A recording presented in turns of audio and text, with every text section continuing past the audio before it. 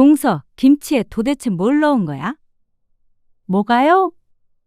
김장할 때 안 먹어봤어? 저는 그냥 어머님이 시키시는 대로 했는데 어머님은 맛있다고 그러시던데요. 왜요? 이상해요? 이상한 정도가 아니라 내가 전에 그랬지. 어머님 김치 점점 맛이 이상해지는 것 같다고.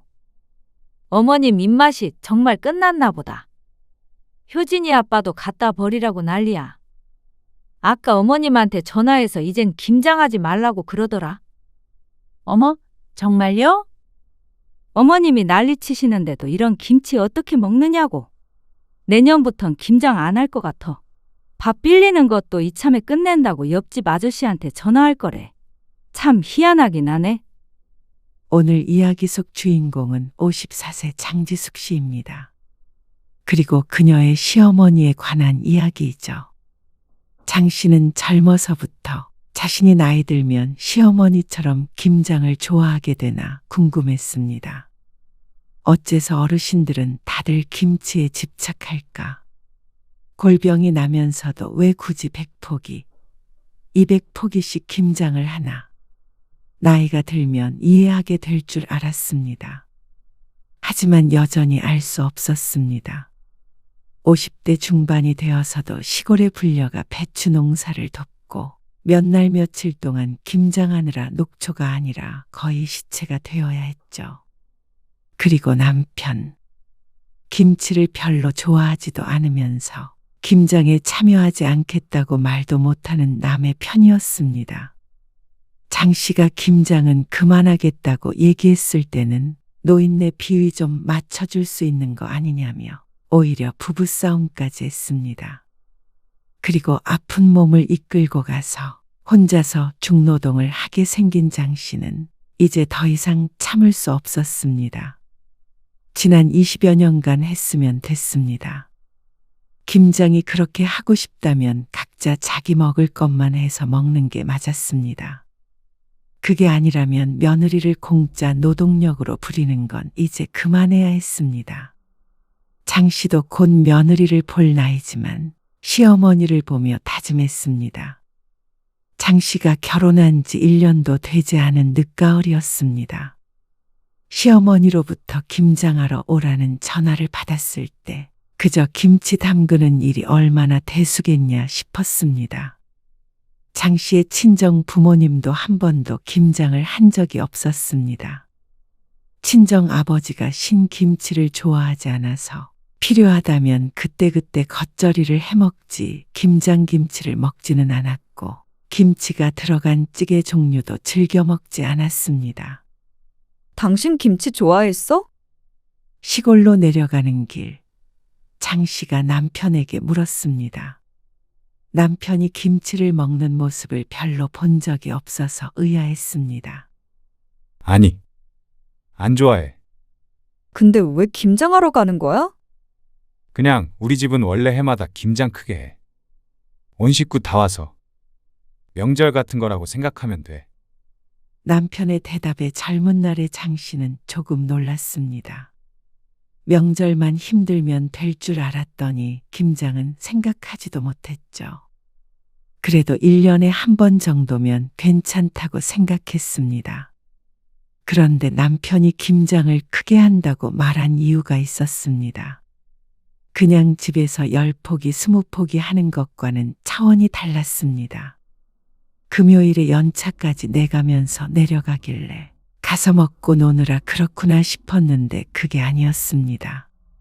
시골 시집에 도착하자 마당에는 산더미처럼 쌓인 배추들이 장 씨를 기다리고 있었습니다. 100포기는 우스워 보였습니다. 어머님, 이거 다 하시는 거예요? 이해가 안 갔습니다. 식구가 많다고 해도 남편 위로 큰형님과 누나 그리고 밑으로는 남동생 하나였습니다.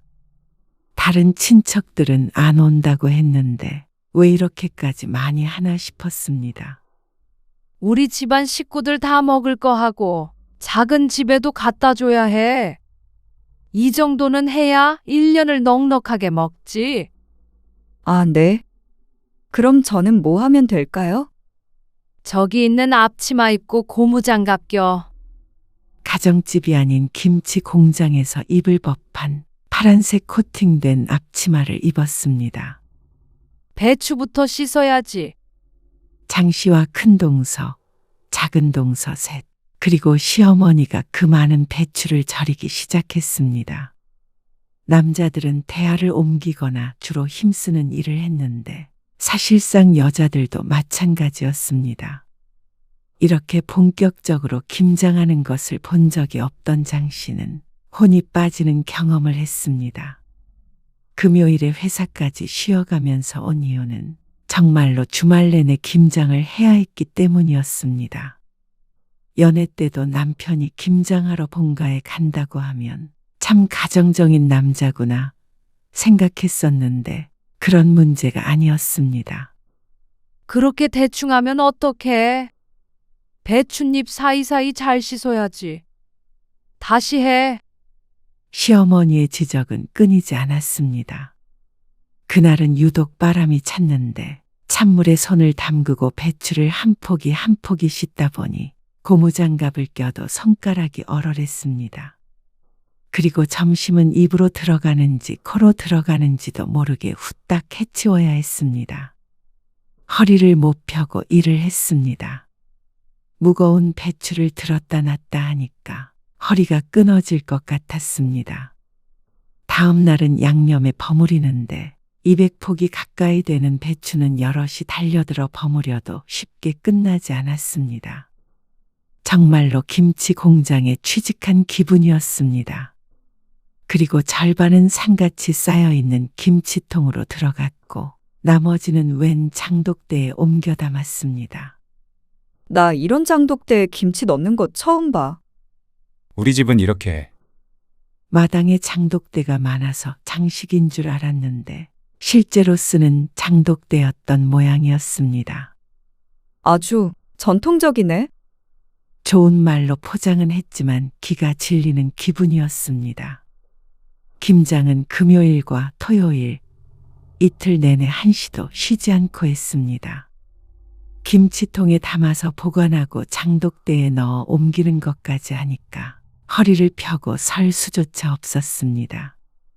작은 집에서는 김장이 끝나니까 슬그머니 와서 김치통만 5개를 가져갔습니다.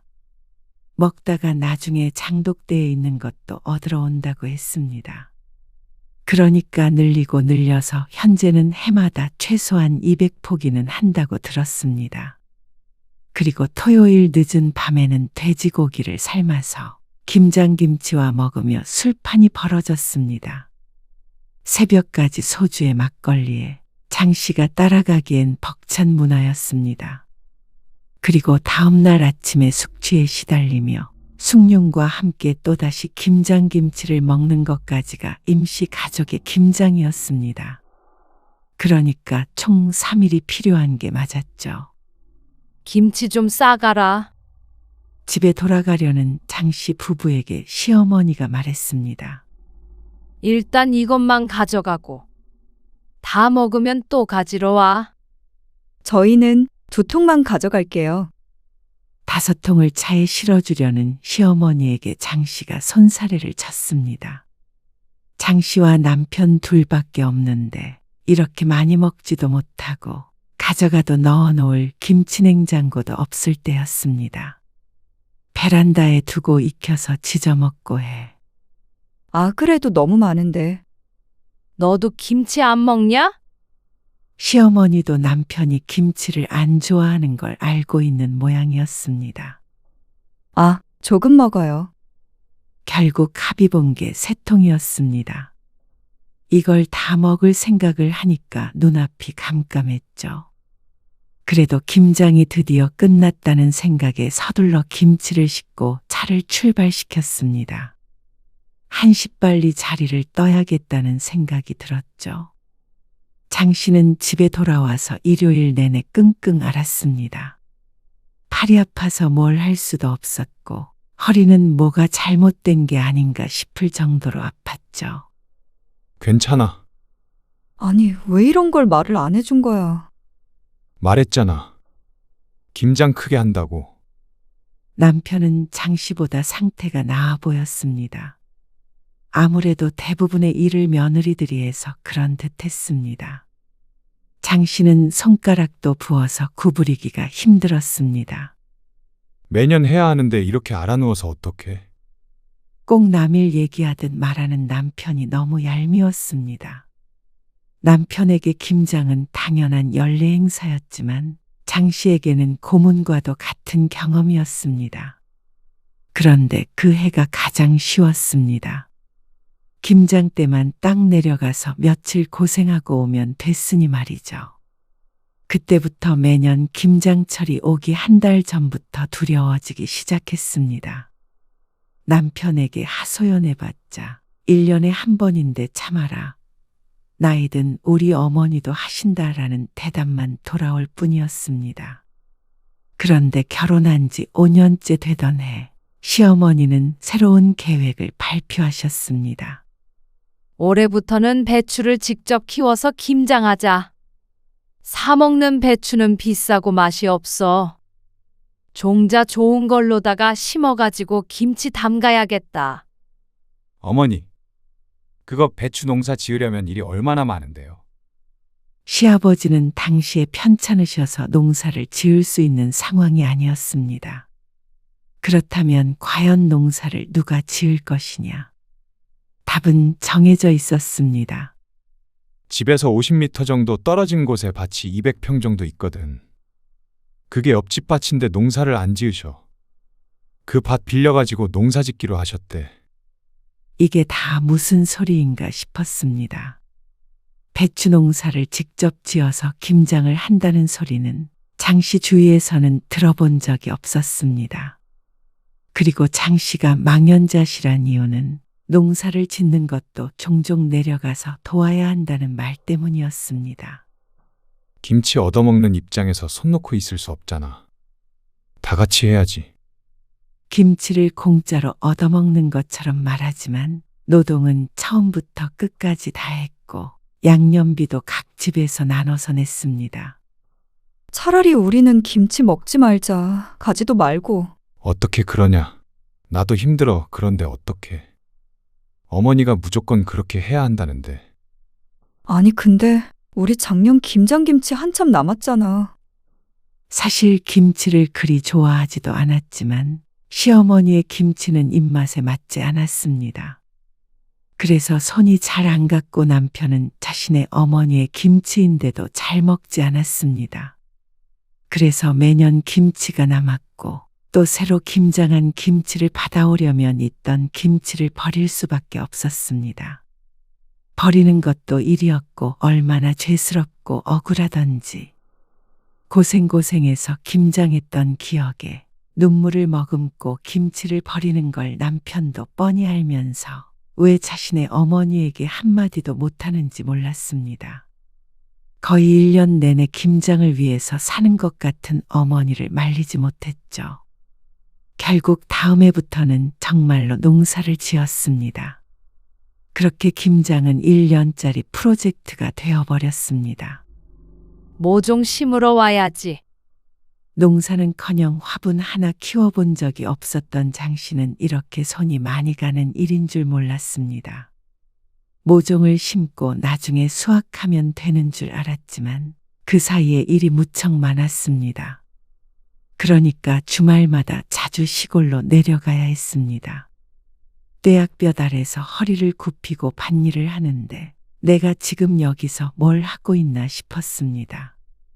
김치라도 잘 먹으면 모르겠는데 사실상 장씨 부부에게는 전혀 이득이 없는 일이었습니다. 물론 모든 일들을 이득만 따져서 할 수는 없는 것이었지만 시집에 내려오기만 하면 고된 노동을 하니까 점점 꺼려질 수밖에 없었습니다. 그렇게 20년이 넘는 세월, 김장에 목을 매며 살았던 것 같았습니다. 명절보다도 더 지독했습니다. 그래서 그동안 김장철만 다가오면 남편과 마찰도 많이 생겼고 실제로 이혼 소리가 나올 만큼 크게 싸운 적도 있었습니다. 나 정말 올해는 안 가. 장 씨의 말에 남편이 한숨을 푹 내쉬었습니다. 그런데 이제는 1년에 한 번인데 그것 좀 참고 하면 안 되냐는 소리를 하지 못했습니다. 1년에 하루 이틀로 끝나는 일이 아니었으니 말이죠. 그리고 남편도 많이 지친 것 같았습니다. 어머니 때문에 마지못해 하는 것이지만 남편도 김장이 좋을 리가 없었습니다. 매번 그놈의 김장, 지긋지긋하다는 소리를 장씨만큼이나 많이 하는 게 남편이었습니다. 지긋지긋하면 당신이 좀 말을 해보라고. 김장하지 말란 소리 하면 어머니 쓰러지셔. 당신도 알잖아. 그러면 적어도 그렇게 많이는 하지 마시라고 얘기를 해야 할 거 아니야? 그런데 시어머니는 정반대의 생각을 하고 있는 것 같았습니다. 현이랑 현민이도 이번 김장 때 오라고 해라. 아, 애들도요? 장 씨의 아들, 딸들은 취직해서 따로 자취를 하고 있는데 김장에 같이 안 간 지는 아주 오래되었습니다. 이제 와서 갈 리가 없었습니다. 그리고 아들, 딸들은 장 씨 부부의 영향인지 몰라도 김치는 입에도 안 댔습니다. 와서 김장 돕고 김치도 2통씩 챙겨주면 좋지. 그래서 올해부터는 김장을 좀 더 해야겠어. 애들은 김치 잘 안 먹어요, 어머님. 김치를 먹어야 건강하지. 어머님, 오히려 김장하는 양을 좀 줄여야 할 것 같아요? 아무튼간 애들도 딱 널 닮아가지고. 그러니까 어렸을 때부터 많이 먹였어야지. 세상에 김치도 안 먹는 놈들이 어딨어? 남편이 아무 말도 안 하니 장 씨가 할 수밖에 없었습니다. 그런데 시어머니는 예상처럼 펄쩍 뛰며 장 씨를 나무랐습니다. 그리고 부족해서 늘린다니까 줄이긴 뭘 줄여? 저희도 자꾸 김치 남고요. 그리고 말은 안 했지만 큰 동서와 작은 동선에도 비슷한 상황이었습니다. 다들 말은 못하고 끙끙 앓고만 있었죠. 큰 동서는 김치를 좋아하는데도 시어머니의 비법이 담긴 김치는 다 먹질 못했습니다. 최근 들어서는 김치 맛도 변했다며 재작년부터는 김치를 거의 버려야 했다고 비밀스럽게 말해준 적도 있었습니다. 하지만 시어머니는 꿈쩍도 하지 않았습니다. 그러니까 가지고 가서 부지런히 먹으라니까 그러네. 창고에 김치 잔뜩 있어. 그리고 한 7, 8년 전에는 시골집 마당 쪽에 토굴같이 생긴 창고도 만들었습니다. 김치 보관할 장소가 부족하다는 것이 그 이유였습니다. 그리고 토굴에 넣어야 김치가 맛있다는 말을 듣고는 1년간 자식들을 들들 볶았죠. 자식들이 돈을 모아서 그 창고를 만들어줬는데 장 씨는 그걸 볼 때마다 속이 쓰린 기분이었습니다. 애들 못 오면 네가 넉넉히 싸가서 나눠줘라. 며느리의 말은 들리지 않는 모양이었습니다. 무슨 말을 해도 시어머니의 고집을 꺾기가 힘들었습니다. 남편이나 다른 형제들이라도 좀 강력하게 말해줬으면 싶었는데 다들 무슨 효심이 그리 깊은 것인지 그 앞에서는 김치를 맛있게 먹는 척을 잘도 했습니다. 이 상황을 바꾸고 싶은 건 장 씨뿐인 것 같았죠. 그러다가 다음 해 장 씨가 허리를 다쳐 수술을 받게 되었습니다. 시골에 좀 내려갔다 올게. 남편은 어김없이 배추 농사를 지으러 내려갔습니다. 장 씨는 어쩌면 허리를 다친 게 낫다 싶기까지 했습니다. 시골에 다녀와도 이 정도 통증을 느꼈으니까 말이죠. 그런데 농사일에는 빠졌지만 김장날까지 피해갈 수는 없었습니다. 당신도 가긴 가야지. 이런 허리로 가서 김치 담그라는 거야? 올해는 쉴 거라 생각했는데 남편의 난감한 표정을 보니 진담으로 하는 말인 걸 알았습니다. 어머니가 무거운 거 안 들면 된다고 그러시니까. 어머니가 어쩌고 하는 저 주둥이를 콱 때려버리고 싶었습니다. 그런데 남편은 힘이 없었고 시어머니는 장 씨에게까지 전화를 걸어 신신당부를 했습니다. 너 하나 안 오면 다들 얼마나 힘들겠냐? 나라도 안 아프면 모르겠는데. 늙은 몸뚱이가 말을 안 듣니까 너도 와서 거들어야 할 거 아니냐? 어머님, 저 쪼그려 앉아서 일하는 걸 할 수가 없어서요. 아, 그러면 서서 하면 되지. 마음 같아서는 다 때려치겠다고 성질을 내고 싶었습니다. 하지만 효자 남편을 가진 덕에 그마저도 힘들었습니다. 여보, 힘들겠지만 이번만 어떻게 잘 넘겨보자.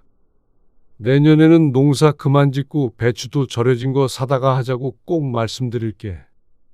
진작에 그렇게 바꿨어야 했습니다. 요새 누가 직접 배추를 절여서 하나 싶었습니다. 마트에만 가도 죄다 절인 배추를 파는데 말이죠.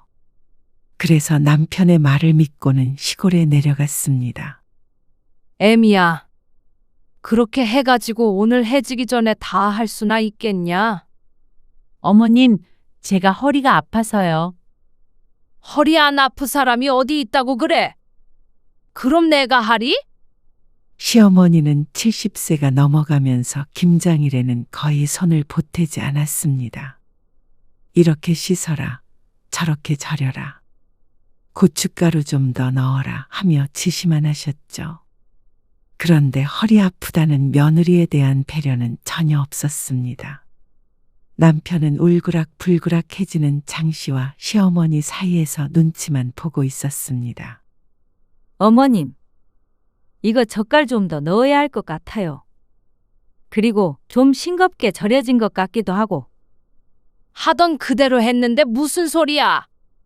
큰동서의 말에 시어머니는 김치를 조금 뜯어 맛보더니 단호하게 말했습니다. 맘만 좋구만. 주변에서 다들 김치 달라고 난리야. 주변에서 달라는 김치까지 전부 본인이 하려고 하니 죽어나는 건 며느리들이었습니다. 모르긴 몰라도 동선에도 장씨 부부와 크게 다르지 않을 것 같았습니다. 김장 소리만 들리면 진저리를 치는 것 말이죠. 그리고 김장이 끝나서 고기를 먹는데 큰동서가 장씨에게 조용히 속삭였습니다. 김치 맛 이상하지 않어? 장씨는 원래 좋아하지 않았기에 몰랐지만 작은 동서도 고개를 갸웃거렸습니다. 어머님도 이제 입맛이 달라지셨나 보다. 연세가 있으시니까. 그러면 말씀을 드려봐야 하는 거 아니에요? 작은 동서의 말에 큰 동서가 화들짝 놀라면서 대꾸했습니다. 행여나 그러지 말어. 난리 난다. 그리고 이미 200폭이나 했는데 어쩌겠어. 그냥 먹어야지. 사실 저는 사 먹고 싶어요. 작은 동서가 속마음을 말했습니다. 장 씨는 격하게 공감이 되었죠. 누가 아니래? 근데 김장을 유일한 낙이라고 생각하시는데 어쩌겠어. 요즘 파는 김치가 얼마나 잘 나오는데? 저도 이제 골병 들 것 같아요. 나이 50에 아이고. 동서가 그러면 나는? 안 그래도 현서 아빠랑 그저께 대판 싸우고 말도 안 해. 모르겠어요. 좀 더 있으면 저도 어떻게 될지. 다들 배신은 하지 말어. 결국 농담처럼 끝난 대화에 가장 동요된 건 장 씨였습니다. 허리 통증 때문에 잠도 제대로 못 자는데 중노동을 했으니 나만 할 리가 없었습니다. 욱신거리는 허리를 부여잡고 무슨 맛인지도 모를 김치를 먹고 있는 자신이 너무 불쌍한 것 같았습니다. 식모들도 아니고 부엌에 모여서 이런 대화를 하고 있는 게 시대착오적인 것 같기도 했고 말이죠. 전생에 김치 훔치다 죽은 건지 어쩐 건지 어째서 이런 집에 시집 왔나 뒤늦게 한탄하기도 했습니다. 물론 속으로 말이죠.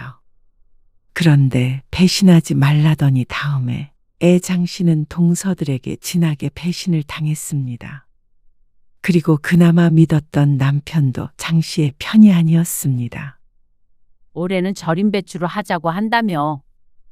또다시 농사 지으러 내려오라는 전화를 받고 장 씨가 남편에게 따졌습니다. 근데 절임 배추로 하면 비싸고 맛도 없다고 그러시잖아. 아니, 얼마나 차이 난다고 그래? 배추 절이느라 여럿이 내려가서 일하는 노동력은? 농사 짓는 노동력은? 그거 시급으로 따지면 그게 더 비싸겠다. 나 차라리 그 시간에 쿠팡 배달이라도 하고 싶은 심정이야. 아니, 그게 다 정성이잖아. 그놈의 정성. 지금 김치 냉장고에서 다 쉬어가는 거 몰라서 그래? 그러자 남편은 또 시작이냐는 표정으로 한숨을 쉬었습니다. 너무 어이가 없고 억울했습니다. 본인도 잘 먹지도 않는 김치였고 김장은 아들인 남편도 지겨워했습니다. 그런데 장심한 못된 며느리를 만드는 남편이 더 얄미웠습니다. 어머니한테 괜히 또 절임 배추 얘기 꺼내지 마. 일하는 건 난데 말도 못해? 당신 불만 많은 건 알겠는데. 그래도 우리 집 전통을 좀 존중해줘라. 그걸 왜 며느리들한테 시키는데? 우리도 하잖아. 효도한다고 생각해. 몇 년이나 남았다고 그래. 저번에 어머님 편찮으셔서 이제 김장 못할 거라고 당신이 그랬잖아. 근데 봐. 지금까지 며느리들 부려먹으면서 하고 계시지? 부려먹는다고? 아무리 그래도 어떻게 그렇게 말하냐. 어머니한테. 우라통이 터졌습니다. 당신은 맨날 어머님 편이지? 나는? 내 몸이 부서지든 말든 상관없는 거야? 허리 수술도 하게 만들고 싶어? 쉬엄쉬엄 하면 되잖아. 절인 배추도 싫다. 김장 양 줄이는 것도 싫다. 무조건 어머님 하잔대로 하란 소리잖아. 그만하자. 당신 그렇게 효자하고 싶으면 당신이 다 해. 배추 심는 것부터 김치 담그는 것까지.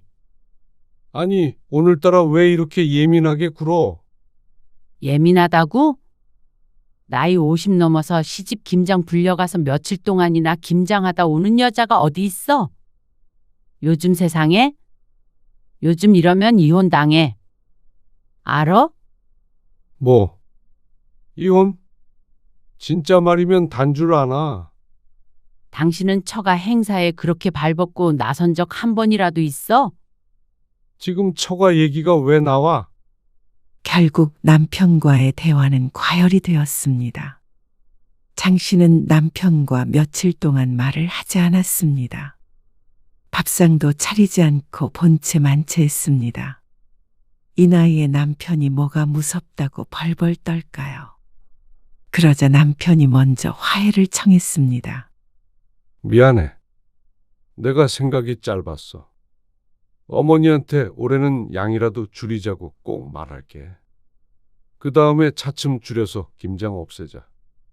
한 1, 2년만 고생해줘. 이번에 백포기도 많아. 솔직히 다들 남아도는데 왜 그렇게 고집 부리시는 거야? 작은 집도 이제 안 가져가잖아. 가장 많이 가져다 먹었던 작은 집은 식구도 줄어서 김치를 조금씩 사다 먹겠다고 했습니다. 그래서 재작년부터는 먹을 사람이 남편 형제들밖에 없었죠. 그런데도 여전히 200포기를 고집했습니다. 어디다 갖다 팔아도 될 양이었습니다. 그러니까 매번 동네방네 나눠주고도 남아서 내려갈 때마다 김치통에 한가득 김치를 싸줘서 문제였습니다. 친정에도 가져다 주라면서 김치를 싸주는데 솔직히 김치를 좋아하든 안 하든 남의 집 김치가 입에 맞는 경우는 잘 없었습니다. 장 씨가 여동생과 친구 몇몇에게도 진작에 한 통씩 줘봤는데 그 해뿐이었습니다.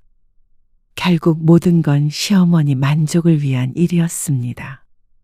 덜 힘들었다면 장 씨도 시어머님이 좋아하시니 웬만하면 하자 생각하겠지만 내 건강까지 잃어가면서 효자 노릇을 할 수는 없었습니다. 알았어. 어머니한테 말씀드릴게. 이번에는 정말로 약속 지켜? 알았어. 이번이 정말 마지막이야? 그런데 김장하는 날을 하루 앞두고 불길한 연락을 받았습니다. 형님, 죄송한데 저 내일 못 갈 것 같아요. 뭐? 왜? 효진이 아빠랑 싸웠어요. 김장 때문에. 효진이 아빠가 다 때려치고 가지 말라고 소리치길래 그러자고 했어요. 그래서 저 지금 효진이랑 여행 왔어요. 장 씨는 할 말을 잃었습니다. 그 심정은 이해가 갔지만 장 씨도 사람인지라 덜컥 겁부터 났습니다. 작은 동서가 안 오면 큰 동서와 장 씨밖에 없는데 백포기만 한다고 하더라도 죽어나갈 각오를 해야 했습니다. 그래서 정말로 안 오게? 죄송해요. 전 솔직히 이 정도 했으면 할 만큼 했다고 생각해요. 그저께 작년 김장김치 다 버렸어요. 김치 들어갈 데 없어서. 근데 효진이 아빠가 그거 가지고 막 뭐라고 하는 거예요. 애휴하고 한숨이 절로 나왔습니다. 장 씨도 몇 번이고 겪은 일이었기 때문에 작은 동서가 무슨 말을 하는지 알고 있었습니다. 얼마나 속상했을지도 말이죠. 그래서 이제 다신 안 가기로 했어요. 장 씨는 대답을 하기가 어려웠습니다. 이해가 가는 것은 별개로 자신의 앞날이 걱정되었습니다. 그렇지만 작은 동서에게 왜 배신을 하느냐며 뭐라고 할 수도 없었습니다. 장 씨야말로 진작에 작은 동서처럼 했어야 했는지도 몰랐습니다. 어쩔 수 없지. 형님도 힘들면 그냥 들이받으세요. 아이고, 모르겠다. 장 씨는 전화를 끊고 한참 생각에 잠겼습니다. 하지만 바로 다음 날이 김장인데 이제 와서 안 가겠다고 하면 큰동서한테 얼굴을 못 들 것 같았습니다. 그런데 당일 아침 장 씨와 남편이 출발해서 시골로 내려가고 있는데 이번엔 큰동서에게서 전화가 왔습니다. 동서, 동서 한마디에 장 씨의 가슴이 덜컥 내려앉았습니다. 작은 동서 못 간다며?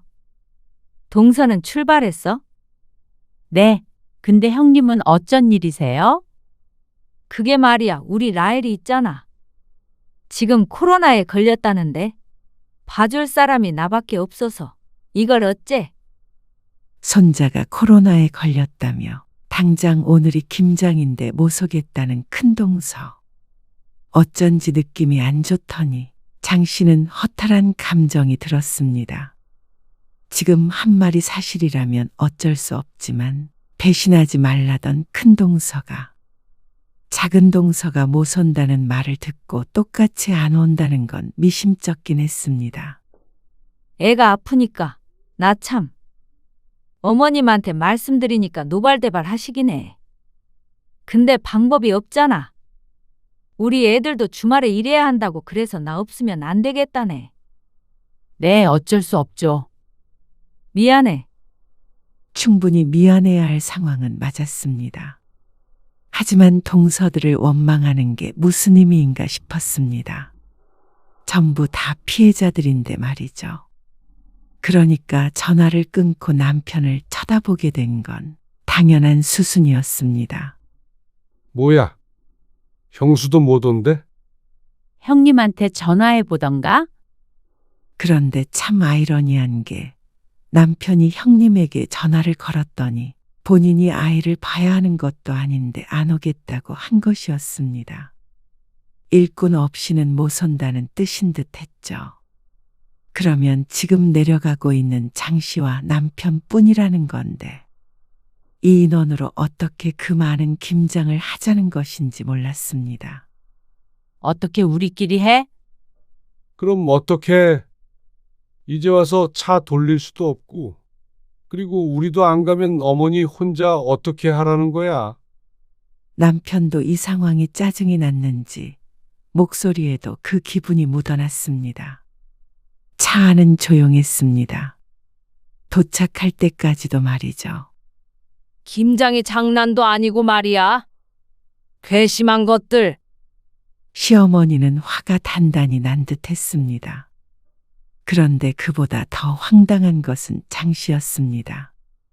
마당에는 200포기는 될 듯한 배추가 있었습니다. 장 씨는 남편을 돌아보았습니다.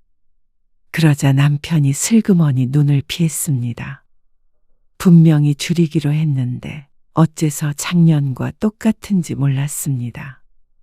지난번에 배추 뽑을 때 장 씨는 허리가 아파서 오질 못했는데 남편은 분명히 알고 있었을 것이었습니다.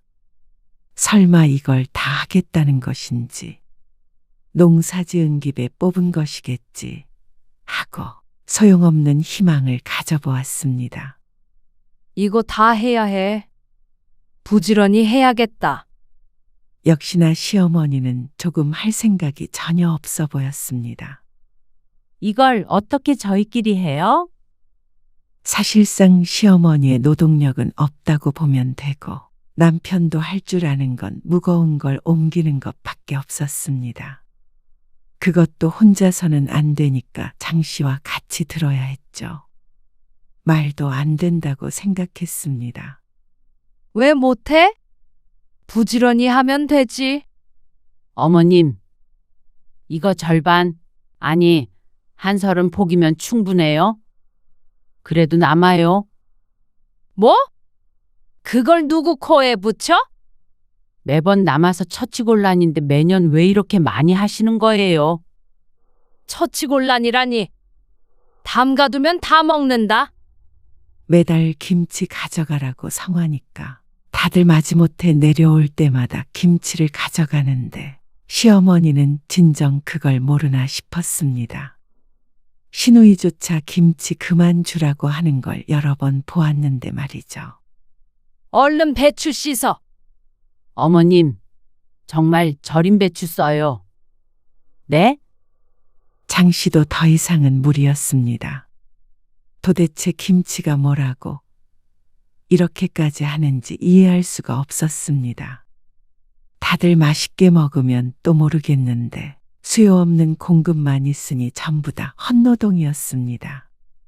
또 그 얘기야? 그게 얼마나 비싼 줄이나 알아?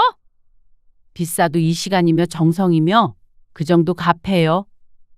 그리고 그 배추를 어떻게 기른 건 줄 알고 사? 농약을 얼마나 쳤는지 어떻게 알고? 여보, 내가 많이 할 테니까 얼른 시작하자.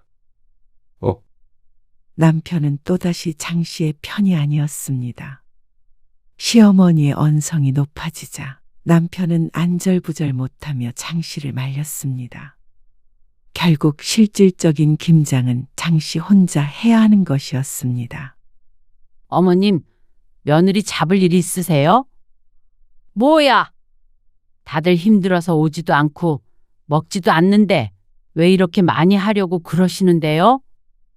수십 년 전통을 며느리 힘들다고 그만두냐? 그리고 다들 잘 먹는다니까 그러네. 안 그러냐? 네가 말해봐라. 시어머니가 남편을 향해 돌아보며 물었습니다. 그러자 남편이 우물쭈물하면서 대답했습니다. 그게 김치를 잘 안 먹긴 하는데. 그러자 시어머니가 도끼눈을 했습니다. 네가 그렇게 말하라고 시켰냐? 김치 안 먹는 집이 세상에 어디 있어? 그래서 기어이 네가 우리 집 전통을 말아먹어야 속이 시원해? 나 죽을 때까지 할 거야. 만약에 김장을 못하게 된다면 다 장 씨의 탓이라며 시어머니가 고래고래 소리를 질렀습니다. 이러다가 옆집에서도 나와 볼 것 같았습니다. 내가 그런다고 김장을 안 할 줄 알아? 다들 맛있다고 하는데 왜 너만 난리야? 그러자 찔끔한 남편이 금세 백기를 들었습니다. 아이고, 어머니. 알겠어요. 그냥 해본 소리예요. 다들 안 오고 저희끼리 하려니까 집사람이 겁을 먹었나 봐요. 겁먹을 게 뭐가 있어? 다 내가 시키는 대로만 하면 되는데. 네, 남편이 장 씨를 향해 눈치를 줬습니다. 우리끼리라도 얼른 하자는 듯한 눈빛이었습니다. 도대체가 살 수가 없었습니다. 동서에 전화를 받았을 때 장 씨도 남편과 싸우는 한이 있더라도 나도 못 가겠다 버텼어야 했습니다. 그런데 여기까지 온 이상 못하겠다고 하면 김장을 못한 게 전부 장 씨의 책임이 되는 것이었습니다. 아, 해치겠어? 빨리 못해? 해요, 해. 시어머니의 고집을 꺾을 수 없었습니다. 이런 남편을 믿고 있느니 장 씨는 차라리 스스로 이 고난을 헤쳐나가야 한다고 생각했습니다. 이렇게 질질 끌려다니다가는 내년에도 내후년에도 60, 70이 넘어서도 김장을 해야 할지도 몰랐습니다. 이 자리를 박차고 나가면 또 남편과 싸우고 내년에 제발 1, 2년만 고생해달라 설득당하고 그 지긋지긋한 과정을 다시 해야 했습니다. 장 씨는 마음을 독하게 먹었습니다. 올해로 김장을 끝내기로 결심했습니다. 그리고 그건 무조건 장 씨에 의해서가 아니라 시어머니에 의한 것이어야 했습니다. 그래야 자식 탓하며 김장의 미련을 두지 않을 것이니 말이죠.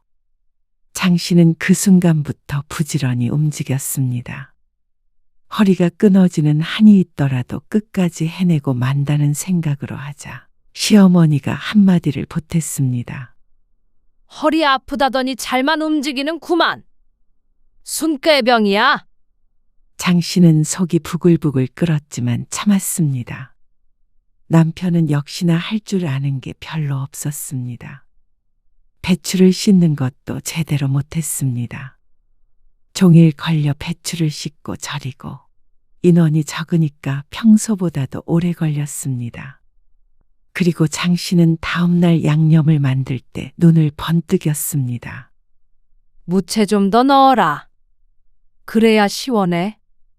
네, 어머님.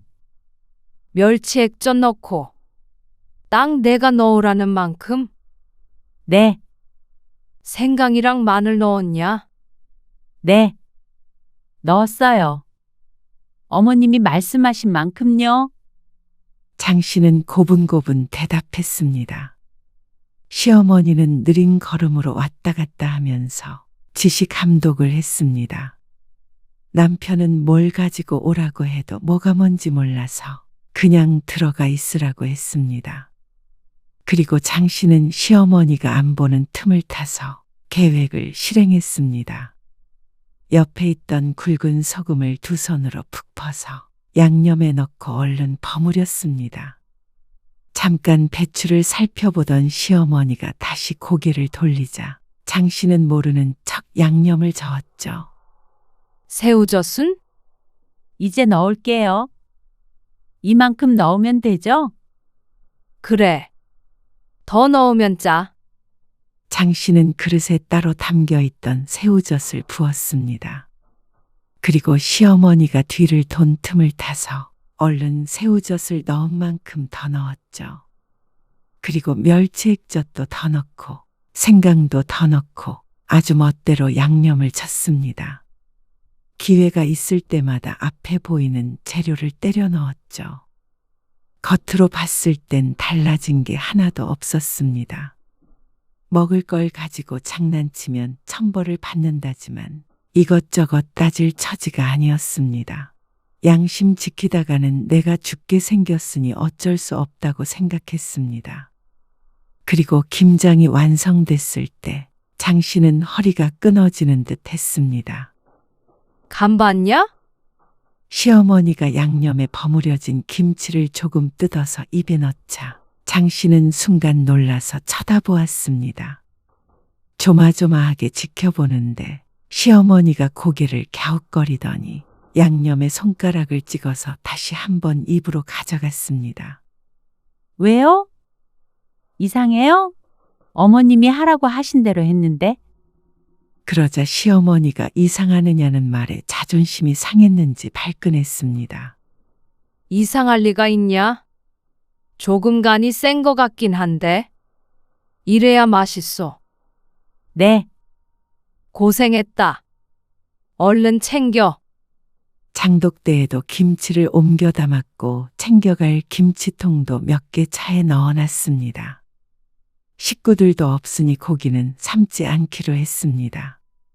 그래서 하루 일찍 집으로 돌아가기로 했죠.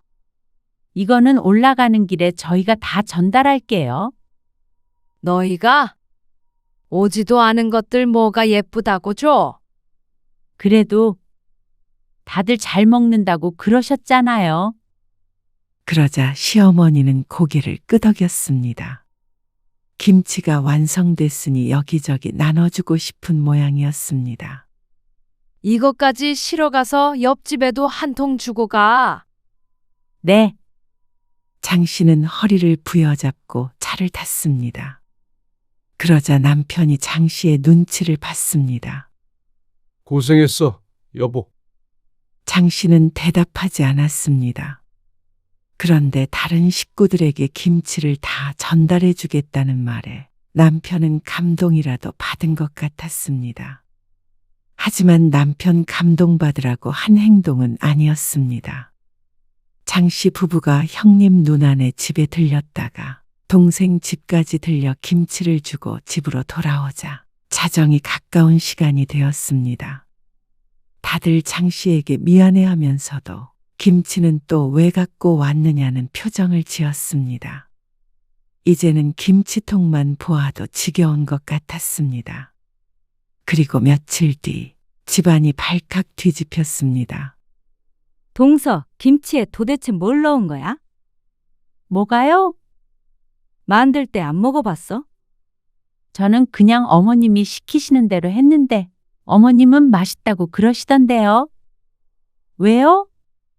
이상해요? 이상한 정도가 아니라 내가 전에 그랬지. 어머님 김치 점점 맛이 이상해지는 것 같다고. 어머님 입맛이 정말 끝났나 보다. 애 아빠도 갖다 버리라고 난리야. 아까 어머님한테 전화해서 이젠 김장하지 말라고 그러더라. 어머, 정말요? 어머님이 난리치시는데도 이런 김치 어떻게 먹느냐고. 참 희한하긴 하네. 그리고 작은 동서와 신우이에게도 전화가 왔습니다. 다들 같은 생각이었습니다. 시어머니 입맛이 이상하니 김장을 그만해야 된다는 입장이었습니다. 결국엔 편을 들던 아들들마저 그렇게 말하니까 시어머니도 당황스러울 것이었습니다. 김치 맛이 어떻길래 그래? 김장할 때도 맛 한 번 안 보았으니 남편은 모를 만도 했습니다.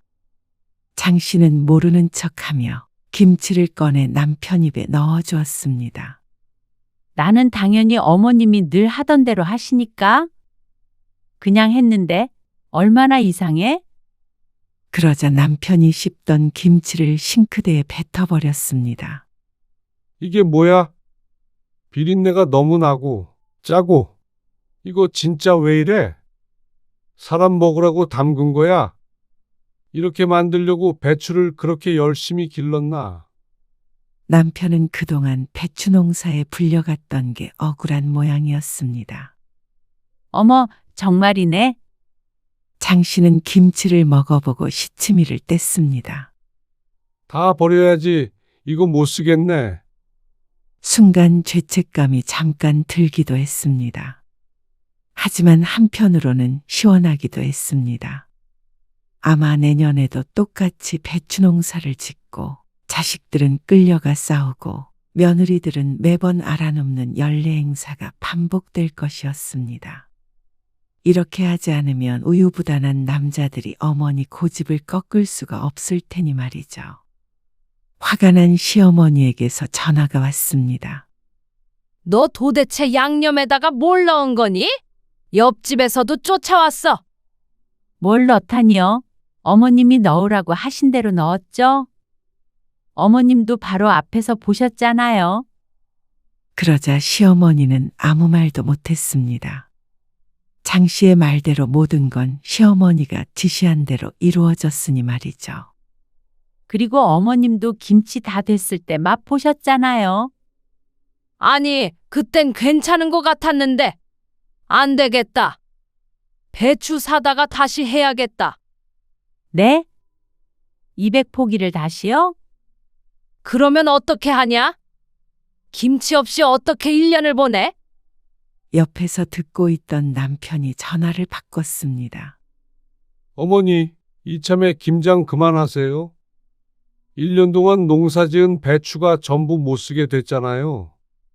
나이 드셔서 입맛이 변했나 보죠. 이번에 얼마나 힘들었는데 또 김장하겠다는 말씀을 하세요. 남편도 다소 화가 난 것 같았습니다. 남자 여럿이 했던 일을 혼자서 했으니 남편도 장 씨에게 투정은 못 부려도 아마 평소보다 훨씬 힘들었을 것이었습니다. 너까지 어떻게 그런 말을 하냐? 형님도 그만하자고 그랬다면서요. 다들 힘들어서 핑계대고 오지도 않는데 자식들 말 좀 들으세요. 어머니 이제 80이에요. 그만할 때도 됐어요. 요즘 누가 김장해요? 다들 사 먹지. 장 씨가 하고 싶은 말을 남편이 대신했습니다. 남편도 뻔히 알면서 그동안 장 씨만 나쁜 사람을 만들어 왔나 싶었습니다. 시어머니는 자식들의 말에 충격을 받은 것 같았습니다. 하지만 장 씨는 알 수 있었습니다. 내년부터는 배추 농사도 없을 거고 김장도 없겠다는 걸 말이죠. 며느리들은 무척 좋아했습니다. 시어머니 입맛이 예전과 같지 않은 걸 안타까워하긴 했어도 결국엔 그 지긋지긋한 김장에서 해방됐으니 말이죠. 김치는 이제 사 먹어야 하나. 뭘 사 먹어? 먹지도 않는데. 그런가? 아이고, 어쨌거나 내년부터는 주말에 좀 쉴 수 있겠네. 남편은 김치에 미련이 없어 보였습니다. 아니, 오히려 좋아했습니다. 더 이상 농사 지으러 가지 않아도 되니 후련해 보이기도 했습니다. 음식을 못 쓰게 만들었다는 죄책감은 장씨 혼자만의 감정으로 끌어안기로 했습니다. 앞으로 버려질 김치들에 비하면 작은 희생이었습니다. 그리고 시어머니에게도 몹쓸 짓을 했다 싶긴 했지만 20년 넘게 욕먹어가며 고생한 걸 생각하면 이 정도는 애교라고 생각했죠.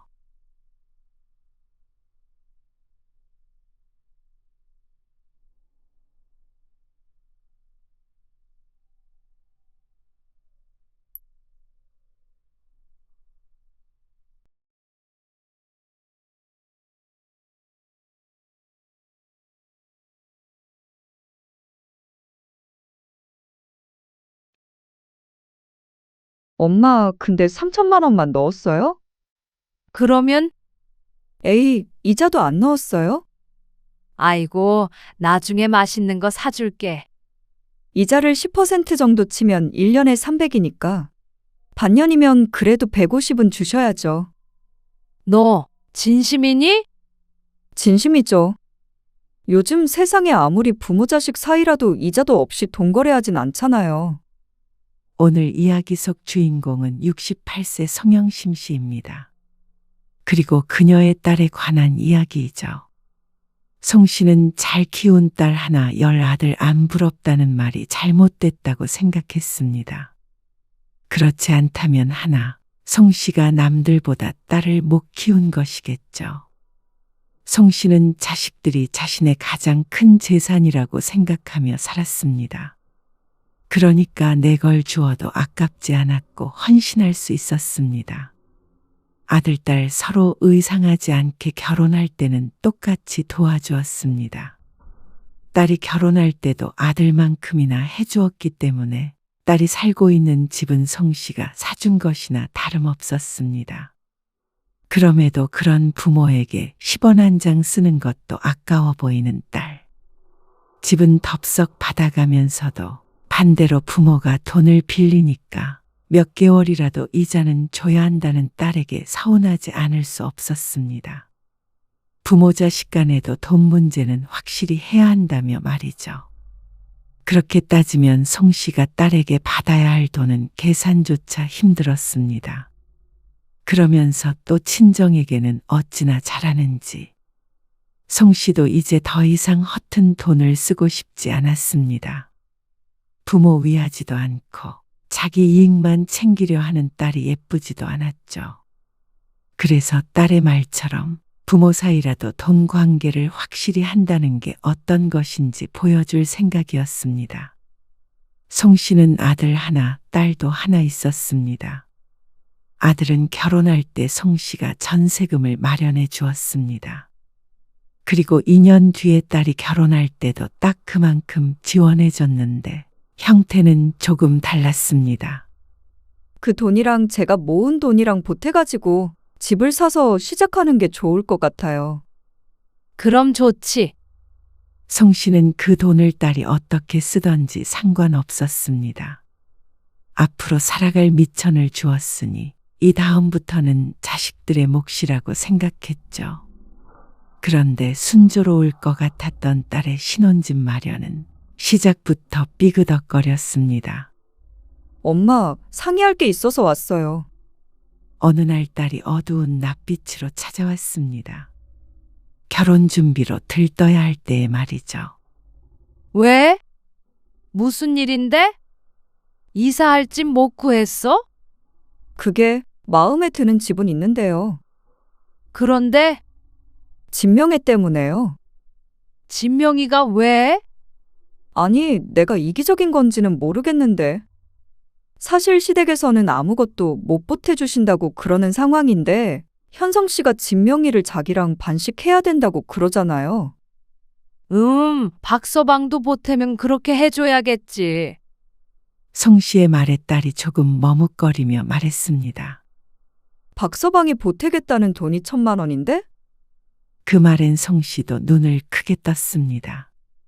딸이 보태는 금액보다도 훨씬 적은 돈이었습니다. 그런데 절반씩 명의를 하자니까 딸이 고민을 할 만도 하다고 생각했습니다. 아무리 사랑으로 하는 결혼이지만 말이죠. 그래서 엄마가 돈 보태준 거라서 그건 안 될 것 같다고 그랬어요. 현성 씨 1,000만 원은 다른 일에 쓰자고 했고. 그래? 그래서 명의를 일단은 나랑 엄마랑 이렇게 해야 할 것 같은데. 그리고 그렇게 하면 일단 증여세는 안 내도 되는 거잖아요. 받아도 나중에 받는 게 낫겠어요. 둘이 잘 상의해봐. 송 씨는 보태주기만 하는 것이고 나머지 일들은 부부가 상의해서 정할 일이었습니다. 딸이 그걸 원한다면 그렇게 해주기로 했습니다. 그리고 얼마 뒤에 송 씨도 아파트 소유자의 이름을 올리게 되었습니다. 딸과 이팔의 지분으로 나누어졌습니다. 나중에 들어보니 사위가 서운해하는 것 같았지만 그러고도 결혼 진행이 잘 되는 것으로 봐서는 집 문제로 다투거나 한 것 같지는 않았습니다. 그렇게 딸은 결혼을 했습니다.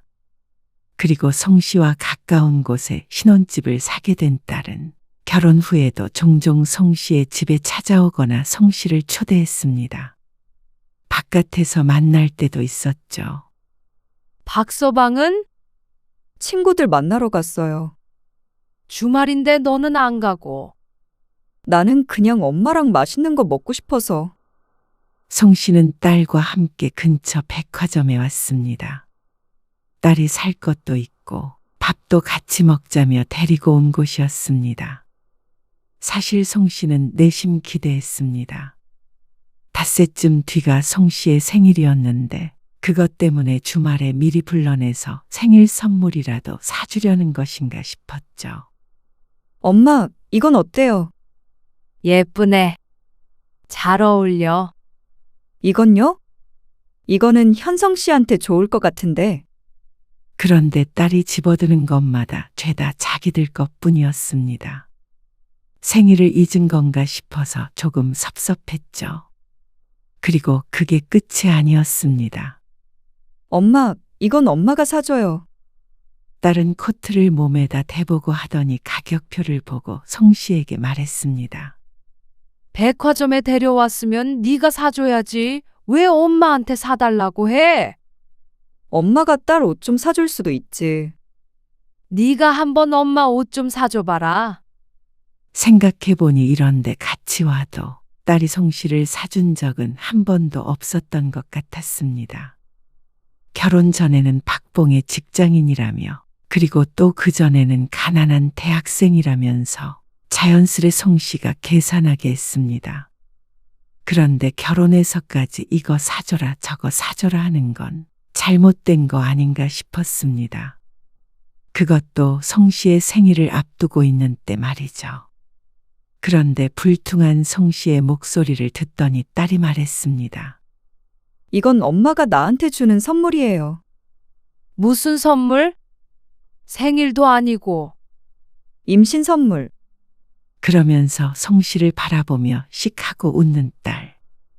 송 씨는 깜짝 놀라 딸을 쳐다보았습니다. 너 임신했니? 그러자 딸이 고개를 끄덕였습니다. 그거 말하려고 데이트하자고 한 거예요. 딸은 결국 그 코트를 송 씨가 계산하도록 만들었습니다. 임신을 했어도 어쩐지 딸의 꿰매에 넘어간 것 같기는 하지만 기분이 좋아 원하는 대로 해주고 말았죠. 그런데 이제 시작이었습니다. 갖은 명목으로 어찌나 친정엄마를 벗겨먹으려고 하는지 딸에게 연락만 오면 겁이 날 지경이었습니다. 엄마, 나 차 빼고 있을게요. 역시나 보름 만에 만나서 같이 밥을 먹었는데 계산할 생각은 전혀 하지 않고 쏙 나가버렸습니다. 딸만 있는 것이 아니라 사위도 함께 있었는데도 말이죠. 처음엔 민망해하던 사위도 시간이 지날수록 딸처럼 변해갔습니다. 당연히 송 씨가 계산할 거라고 생각하는지 차키를 챙겨서 자연스럽게 딸이랑 가게를 나갔습니다. 송 씨는 어처구니가 없으면서도 계산을 하고 뒤쫓아갔습니다. 이럴 거면 뭐하러 만나느냐 하겠지만 송 씨는 말로는 핀잔에도 딸에게 쓰는 돈이 아깝지 않았습니다. 그리고 딸도 그걸 알고 있기에 이렇게 편하게 구는 것이고 말이죠. 맞벌이에서 경제적으로 어려운 상황도 아닐 텐데 딸은 송 씨를 만나서 지갑을 여는 일이 없었습니다. 시집을 가도 달라지지 않는 듯 했습니다. 그런데 어느 날 딸이 안사돈과 통화하는 걸 듣고는 조금 황당했습니다. 네. 어머님. 어머, 정말요? 생신이신데 그 정도는 해야죠. 다음번엔 더 좋은 곳 모시고 갈게요. 네. 다음 주요? 네. 현성 씨랑 갈게요. 어머님 좋아하는 꽃게 사갈까요? 네. 다음 주에 뵐게요. 시어머니한테 참 잘한다 싶었습니다. 지난번에 어디 여행 다녀온다는 말은 들었어도 사돈네와 가는 줄은 몰랐는데 안사돈의 생일이었던 모양이었습니다. 생일에 여행도 데리고 갔다는 점이 송 씨 입장에서는 의외였습니다. 지난 송 씨의 생일에서는 생일 기념으로 만나자고 해놓고는 갈비집에서 잔뜩 먹고 계산도 안 하고 가버려서 아들 내외만 계산을 했으니 말이죠. 이렇게 보면 친정에서만 짜게 구는 것 같아서 조금 속상했습니다. 물론 시부모에게 잘 보이고 싶은 딸의 입장도 알겠지만 친정에서는 퍼가기만 하고 시집에는 퍼주기만 하는 것 같으니까 마음이 조금 그랬습니다. 그리고 얼마 안 있어 딸이 출산을 했습니다. 엄마, 좀 와줘요. 송 씨는 첫 아이를 출산하고 힘들어하는 딸과 더욱 자주 만나게 되었습니다. 아니, 만난다기보다는 호출당했죠. 엄마 오늘은 바쁜데 우빈이 친할머니한테 부탁 좀 해보면 안 될까?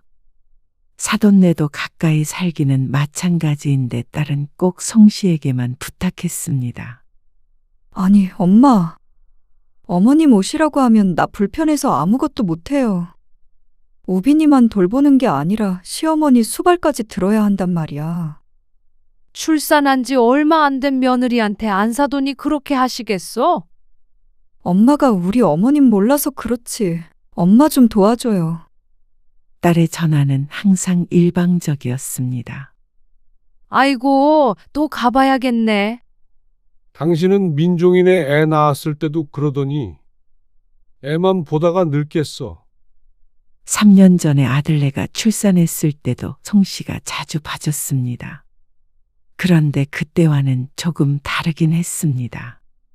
당시엔 아이를 돌봐준 대가로 용돈을 쏠쏠하게 받아서 주말 같은 때에는 그 돈으로 놀러도 가고 했죠.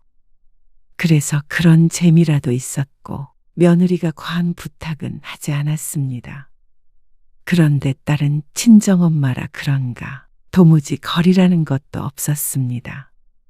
엄마, 밥 좀 차려줘요. 애 봐주러 왔지 밥 차려주러 왔니? 나 힘들단 말이야. 또 자식의 죽는 소리에 송 씨의 몸이 자동적으로 움직였습니다. 한숨은 나왔습니다. 그리고 가끔은 서운한 마음도 들었습니다. 친정엄마가 여러 방면으로 도와주는 게 딸에게는 당연한 일처럼 여겨지는 것 같아서 말이죠. 올 때 뭐 좀 사다 줘라, 반찬 뭐 좀 해줘라 부탁은 잘만 하면서 고생했다고 용돈 한 푼 주는 법이 없었습니다. 그러던 어느 날이었습니다. 시부모만 모시고 여행에 다녀온 것이 마음에 걸렸던 것인지 남편의 생일에 딸이 말했습니다. 엄마, 아빠 생신에 여행 가는 게 어때요? 여행? 아빠가 좋아하시려나? 남편이 워낙 여행을 안 좋아하는 성격이라 생일에 여행 가자고 하면 글쎄 따라갈지 안 갈지 몰랐습니다. 아빠는 그냥 다 같이 횟집 같은 데서 밥 먹고 술 한잔 하고 그런 걸 좋아하시지. 그래도 나 결혼하고 같이 여행 간 적도 없잖아요. 아빠한테 한번 여쭤볼게. 해외여행 가면 좋겠는데? 국내 여행도 가자고 사정을 해야 할 텐데 해외여행을 과연 갈까 싶었습니다. 그리고 아직 손자도 어렸습니다. 우빈이가 장시간 비행기 탈 수 있어? 장시간은 힘들어도 가까운 데는 갈 수 있죠. 그래? 해외? 엄마도 가고 싶구나? 딸이 짓궂게 웃었습니다. 송 씨는 생각해보니 해외여행을 한 적이 한 번도 없었습니다. 남들 동남아다 중국이다 해가며 밥 먹듯이 가는데도 말이죠. 남편이 워낙 여행을 안 좋아하기도 했고 송 씨도 그런 데는 돈이 많이 들 것 같아서 아깝다는 생각이 들었습니다. 그래서 제주도 여행을 다녀오는 것이 고작이었습니다. 그래서 딸의 제안에 솔깃했습니다. 여보, 미애가 당신 생일 때 같이 해외여행 가고 싶다는데 어떻게 생각해요? 뭐? 해외여행? 아이고 됐어. 그냥 밥 한 끼 같이 먹으면 되지. 여행을 왜 가? 그것도 해외식이나. 그래도 우리 맨날 생일마다 밥만 먹었잖아요. 지난번에 미애가 시부모 모시고 여행 갔나 보던데 그래? 우리도 딸 덕에 해외여행 좀 가보자고요. 그러자 남편이 잠시 생각에 잠겼습니다. 그러면 제주도나 울릉도 같은 데 가. 또요? 지겹지도 않아요. 아, 우리나라에도 좋은 데가 얼마나 많은데. 그건 알지만 우리도 이제 나이가 있는데 조금이라도 건강할 때 외국도 가보고 그러고 싶어요. 이러다가 옆 나라 한번 못 가보고 눈 감으면 억울할 것 같아. 억울하기까지 해. 그럼 억울하죠. 그리고 자식이 같이 가자고 보내준다는데 거절하면 바보 아닌가? 남편이 고심하더니 고개를 끄덕였습니다. 아이고, 가. 그럼. 그러자 송 씨의 얼굴이 밝아졌습니다. 신이 나서 딸에게 전화를 걸었습니다. 미애야, 아빠가 외국으로 여행 가자고 그러시네. 어머, 정말요? 설득하는데 한참 걸릴 줄 알았는데. 딸도 무척 좋아했습니다. 그럼 우리가 여행 계획 짜고 할게요. 그래. 우리는 날짜는 아무 때나 상관없으니까 너희 일정에 맞춰. 우빈이 힘드니까 너무 먼 곳으로는 말고. 알겠어요. 송 씨는 처음에 딸에게 들었을 때는 그다지 좋다는 생각을 하지 않았는데 남편마저 허락해서 현실이 되니까 얼떨떨하기도 했고 설레기도 했습니다. 그래서 주변에다가 딸이 외국 여행 보내준다면서 자랑도 좀 하고 다녔죠. 그나저나 외국 여행 가려면 가방도 좀 큰 걸로 사야 하나? 한 달이나 남았는데 벌써부터 그래? 한 달이면 얼마 안 남은 거잖아요. 베트남으로 간다던데 베트남 여행 책도 하나 사와야겠다. 우빈이 힘들지 않아? 베트남이면 비행기도 몇 시간 타고 가야 하지 않나? 에이, 우리가 돌아가면서 보면 되죠. 우빈이 얌전해서 잘 탈 거려. 그렇게 좋아? 좋죠, 그럼. 며칠 동안 싱글벙글 했습니다. 잠깐만요. 미네 전화 왔다. 때마침 딸에게서 전화가 걸려왔습니다. 미네야. 엄마, 카드 번호 좀 불러주세요. 카드 번호? 송 씨는 딸의 말에 어리둥절해서 되물었습니다. 농협인가? 농협이고. 아니, 카드 번호는 왜? 하마터면 카드 번호를 불러줄 뻔했습니다. 그런데 딸이 황당한 말을 했습니다. 지금 빨리 결제해야 해요. 최저가 떴거든요? 이거 비행기랑 숙소 결제해야죠. 결제를 하라고. 이게 웬 말인가 싶었습니다. 결제를 왜 자기가 안 하고 송 씨 보고 하라는 건지 몰랐습니다. 너 걸로는 카드 결제 안 되니? 그러자 딸이 더 황당하다는 듯이 대꾸했습니다. 나? 되지. 여행 경비는 아빠가 쏘는 거 아니에요? 뭐? 보통은 생일에 해외여행 가자고 그러면 자식이 내는구나 생각하는 게 당연한 게 아닌가 싶었습니다. 지난번에 시부모와 함께 한 여행에서는 자기들이 냈다고 들어서 더욱 그렇게 생각했습니다. 그런데 절반씩 내는 것도 아니고 쏜다는 표현을 쓰는 건 기가 막혔습니다. 쏴도 너희가 쏴야지. 왜 당사자가 쏴? 생일 기념으로 쏘는 거죠. 난 당연히 엄마 아빠가 내는 줄 알았는데. 송 씨는 할 말을 잃었습니다. 다른 건 몰라도 아버지 생일에 해외여행을 가면서도 부모에게 손을 벌리려는 건 무슨 경우인지 몰랐습니다. 박서방도 그렇게 생각하는 거야? 우리는 당연히 그렇게 생각했죠. 송 씨가 만약 사위였다면 그렇게는 못했을 것 같았습니다.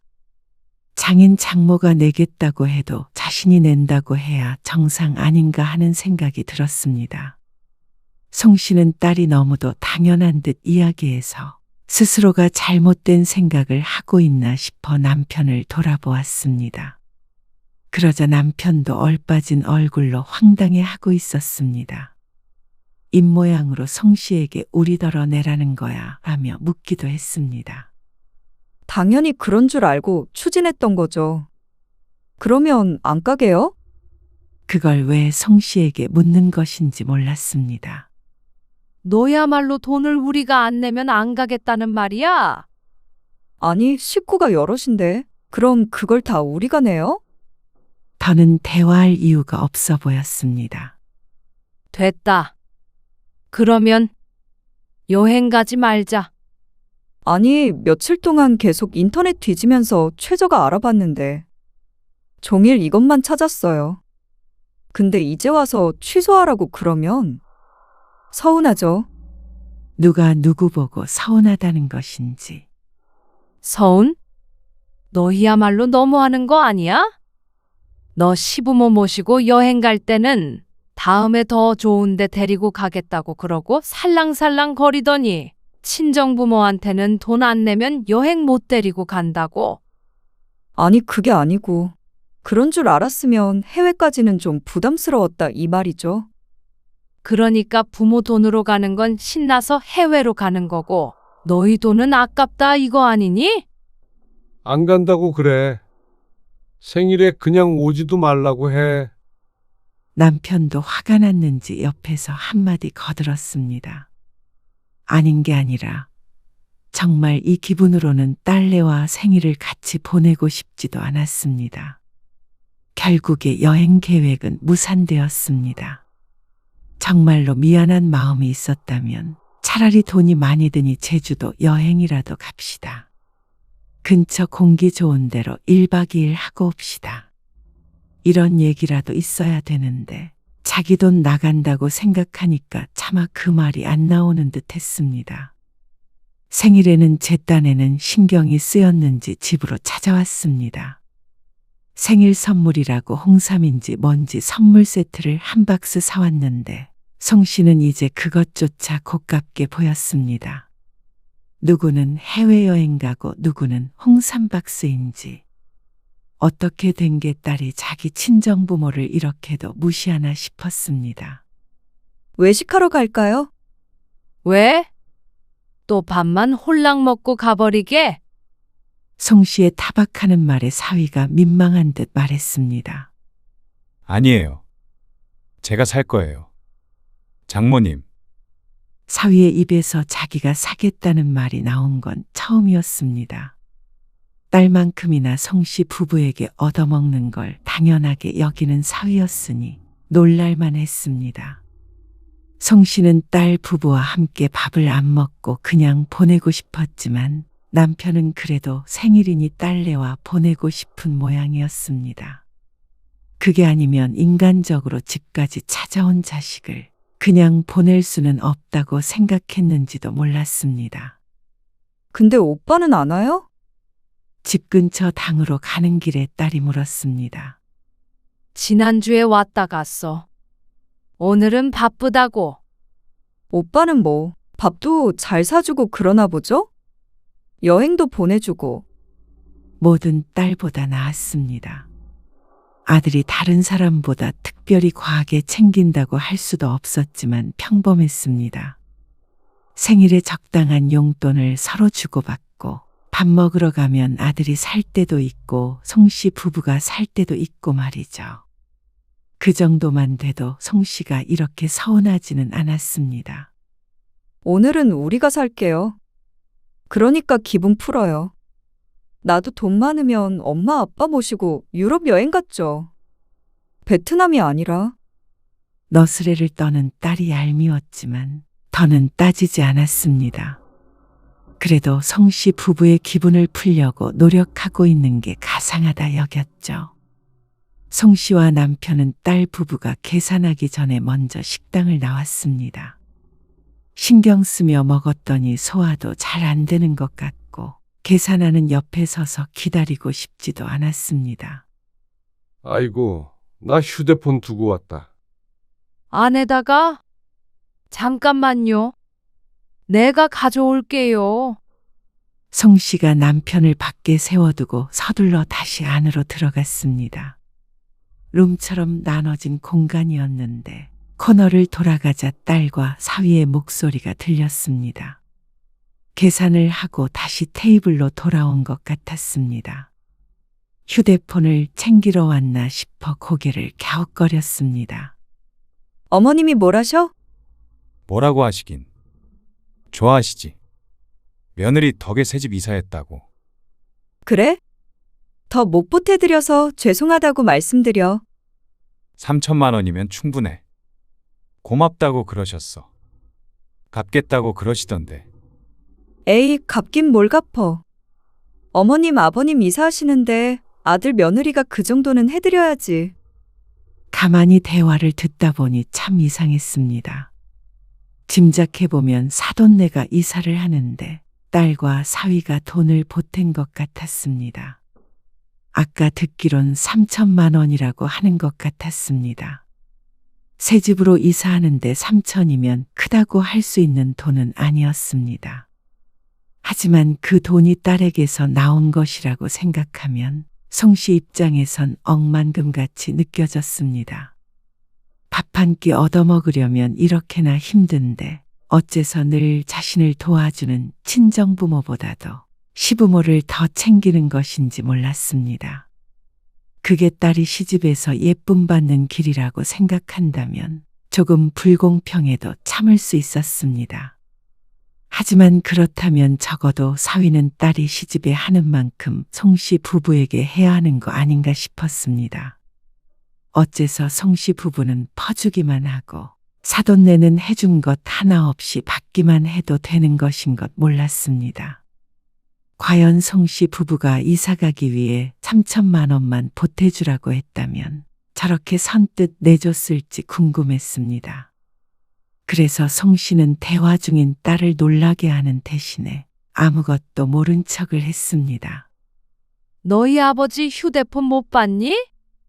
어? 엄마? 나간 거 아니었어요?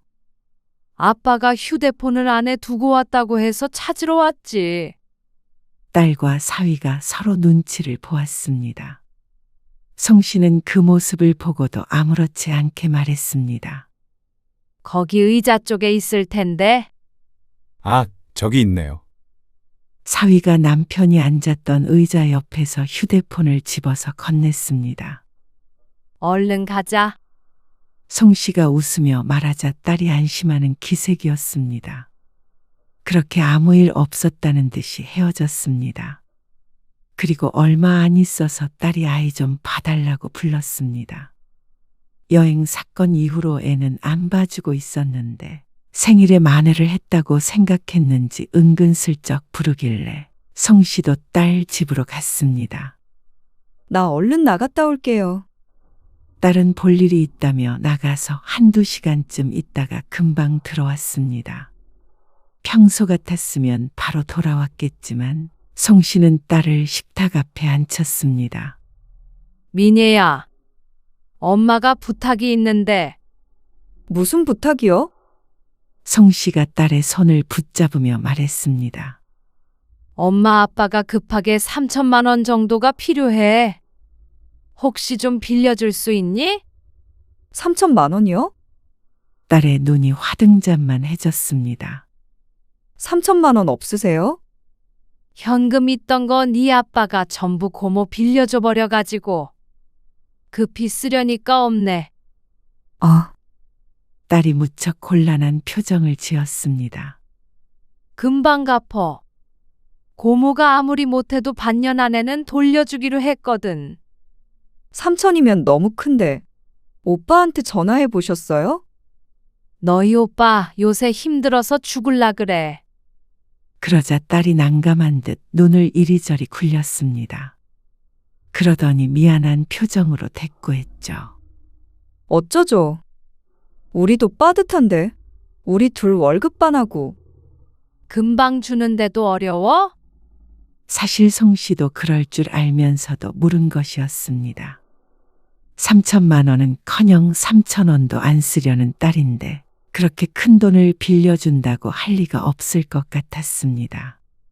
하지만 그래도 확인하고 싶은 마음이 컸습니다.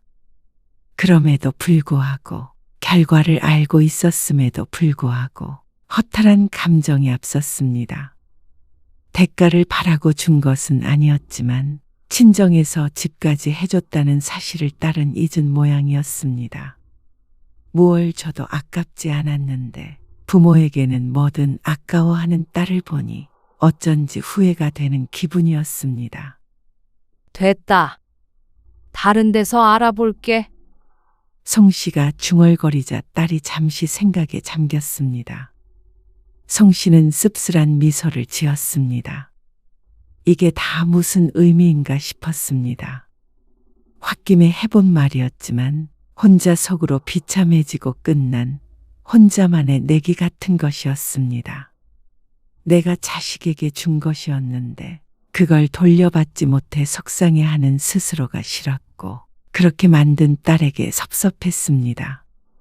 차라리 공평하게 시부모에게도 그랬다면 짠순이구나 하고 말았겠지만 친정부모에게만 박하게 구는 건 상처가 될 수밖에 없었습니다. 그런데 그때 딸이 말했습니다. 알겠어요. 3천만 원 빌려드릴게요. 1년 뒤에 주셔요. 1년? 반년이면 돌려줄 수 있다고 했는데 딸은 오히려 넉넉하게 갚으라며 3천만 원을 주겠다고 했습니다. 통장으로 넣어주겠다는 말에 어안이 벙벙했습니다.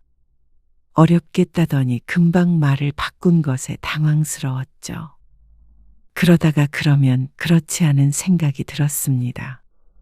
아무리 그래도 딸이 사정이 급하다는 부모를 외면할 만한 사람은 아니었습니다. 송 씨는 집에 돌아갈 때는 웃는 얼굴이었습니다. 유치하다고 할 수 있었지만 그래도 기분이 조금 풀린 건 사실이었습니다. 그리고 다음 날 송 씨의 통장에 3천만 원이 들어왔습니다. 물론 이 돈을 쓸 데는 없었습니다. 며칠 가지고 있다가 급한 게 해결됐다고 돌려줄 생각이었습니다. 딸도 큰 돈 빌려주고 마음이 편하지는 않을 것이었습니다. 게다가 얼마 전에 시부모에게도 3천을 줬다면 넉넉하지 않을 수도 있었습니다. 그래서 송 씨는 나흘쯤 뒤에 딸에게 전화를 걸었습니다. 미애야, 며칠 전에 빌려줬던 3천만 원 돌려줄게. 어? 왜 벌써요? 이제 별로 필요 없을 것 같아서. 그러면 좋다고 할 줄 알았던 딸이 뜻밖의 반응을 보였습니다. 그래도 혹시 모르니까 가지고 계세요. 또 필요해질 수도 있잖아요. 아니야. 너도 이 돈 마련하느라 힘들었을 거 아니야. 아니에요. 여윳돈이니까 쓸 만큼 쓰시고 주세요. 만약 나중에 진짜로 필요한 일이 있다고 하더라도 딸에게 손을 빌릴 정도는 아니었습니다.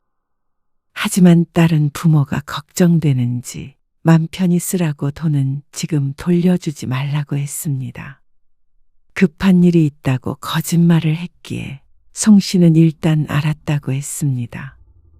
그리고 한 달쯤 있다가 돌려주겠다고 했는데 그때도 딸은 나중에 달라고 했습니다. 괜히 돈만 가지고 있는 것 같아서 마음이 불편했습니다. 딸이 이 돈으로 적금을 들어도 이자를 받을 테니 말이죠. 그런데 굳이 돌려주겠다는 돈을 1년 뒤에 달라는 딸에게 뭔가 고마우면서도 이상했습니다. 빌려줬던 돈을 빨리 준다고 하면 좋아해야 하는 거 아닌가 싶었습니다. 결국 3천만 원을 반년 뒤에 돌려주게 되었습니다. 1년 동안 가지고 있는 게 의미가 전혀 없었으니 돈은 제 주인에게 돌아가는 게 맞았습니다. 딸이 뭐라고 해도 송 씨는 3천만 원을 딸의 계좌로 입금했습니다. 3천만 원 통장에 넣었다. 그동안 잘 썼어. 그래도 엄마가 어려울 때 도와주려는 마음이 있다는 것에 위안을 받았습니다. 그런데 송 씨의 전화에 딸이 황당한 대답을 했습니다. 엄마, 근데 3천만 원만 넣었어요? 그러면 에이, 이자도 안 넣었어요? 송 씨는 딸의 말에 웃었습니다. 장난을 치고 있는 줄 알고 말이죠. 아이고, 나중에 맛있는 거 사줄게. 그런데 딸이 농담 섞인 진담을 했습니다. 이자를 10% 정도 치면 1년에 300이니까 반년이면 그래도 150은 주셔야죠. 웃음기 섞인 말에 송 씨는 긴가민가 했습니다. 농담 같았지만 내용이 너무나 구체적이었으니 말이죠. 너 진심이니? 진심이죠. 요즘 세상에 아무리 부모 자식 사이라도 이자도 없이 돈 거래하진 않잖아요. 송 씨는 할 말을 잃었습니다. 딸이 진심으로 이자를 요구하고 있었습니다. 그것도 10%씩이나 말이죠. 아니, 얼마인지가 중요한 게 아니었습니다. 어떻게 딸이 자신에게 그런 말을 할 수 있는지 몰랐습니다. 어처구니가 없었습니다. 돈을 빌리고 며칠 만에 돌려주겠다고 할 때 굳이 1년 쓰고 주라더니 송 씨에게 돈 장사를 하려고 한 모양이었습니다. 돈이 궁한 것도 아니고 어쩜 이런 애가 다 있나 싶었습니다. 부족하게 키운 것 같지 않은데 결혼하고 나니까 부모에게서 한 푼이라도 못 뜯어가서 안달이 난 것 같았습니다. 물론 정말로 송 씨가 딸에게 큰 돈을 빌렸던 것이었다면 송 씨도 좀 더 챙겨서 갚았을지도 몰랐습니다. 근데 딸의 심보가 너무 못됐습니다. 저금하는 것보다 나은 이자를 받기 위해서 빌려준 것인가 싶으니까 화가 났습니다. 처음부터 그런 꿍꿍이었는지 아니면 지금에 와서 그렇게 생각한 것인지 몰랐지만 중요한 것은 부모에게는 조금도 손해보고 싶지 않다는 건 분명해 보였습니다. 나흘 만에 갚겠다고 했을 때 갚지 말라며? 엄마가 또 필요한 일이 있을까봐 그랬죠. 너 정말 너무한 거 아니니? 딴 사람들한테 한번 얘기해봐라. 부모한테 이자 달라는 자식이 있는지. 그러자 딸이 오히려 더 황당하다는 듯이 대꾸했습니다. 당연한 걸 물어보라고 그러세요? 아무리 부모 자식이라도 돈 관계는 잘 따져야 해요. 그래야 나중에 안 서운하죠. 그러면 너는 시부모한테 3천만 원 보태주고 이자 받았니? 그러자 딸이 놀란 듯 아무 말도 없었습니다. 그건 어떻게 아셨어요? 너희 하는 말 들었다. 딸이 머뭇거리며 대답했습니다. 그건 빌려드린 게 아니라서요. 더 기가 찬 말이었습니다. 시부모는 그냥 준 거라 이자도 필요 없고 친정부모는 빌려준 거니까 이자도 다 받아야 된다는 논리는 어떻게 나온 건지 몰랐습니다. 부모 자식 간의 돈 관계는 제대로 해야 한다면서 가장 제대로 하지 않는 게 딸이었습니다. 그동안의 딸과의 일이 주마등처럼 스쳐 지나갔습니다. 아니, 누굴 탓할까요? 그렇게 키운 게 성씨이고 그렇게 행동하도록 호구같이 퍼주기만 했던 게 성씨인데 말이죠. 하지만 아무리 자신에게 책임이 있다지만 딸이 괘씸한 건 변함없는 사실이었습니다. 이대로는 너무 억울하고 속상했습니다. 그래서 성씨는 딸이 원하는 대로 해주기로 마음먹었습니다. 그래. 이자는 보낼게. 아무리 부모 자식 사이라도 돈 문제는 확실히 해야 한다고 했지. 그래. 그렇게 하자. 정말요? 알겠어요. 딸은 좋아했습니다. 하지만 언제까지 좋아할지 지켜보기로 했죠. 성씨는 그 다음 주에 딸에게 전화를 걸었습니다. 엄마, 어쩐 일이에요? 안 그래도 우빈이 맡기려고 전화하려고 했는데. 그 와중에도 부모를 부려먹을 생각밖에 없는 모양이었습니다. 너희 살고 있는 집, 내 지분을 팔려고 그러거든. 네? 그게 무슨 말이에요? 딸이 어리둥절하게 대답했습니다.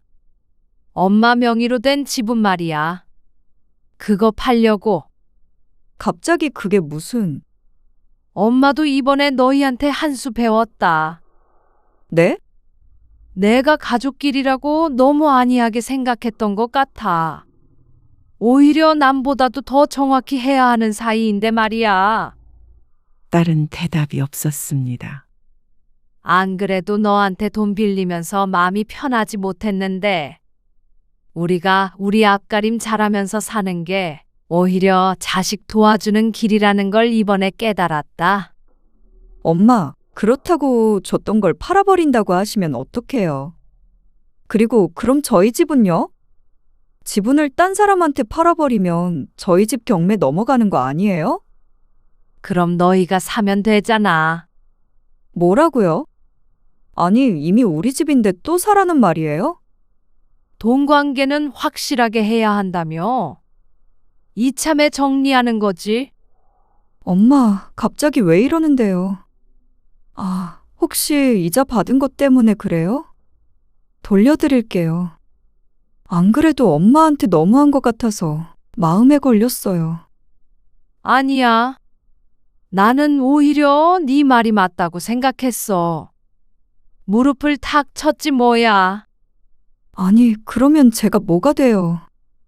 박서방한테는 엄마가 줬던 집 다시 뺏었다고 해요? 박서방도 그런 거 좋아하잖아. 돈 관계 확실한 거. 엄마, 그럴 만한 돈이 있었으면 애초에 집을 받지도 않았죠. 너희 보니까 여유 있는 것 같은데 뭘. 시부모 집 사는 것도 보태주고 우리 빌려줄 돈도 있고. 그리고 주택담보대출이라는 제도도 있잖니? 지금 그러면 대출 받아서 엄마가 보탠 돈 갚으라는 말씀이잖아요.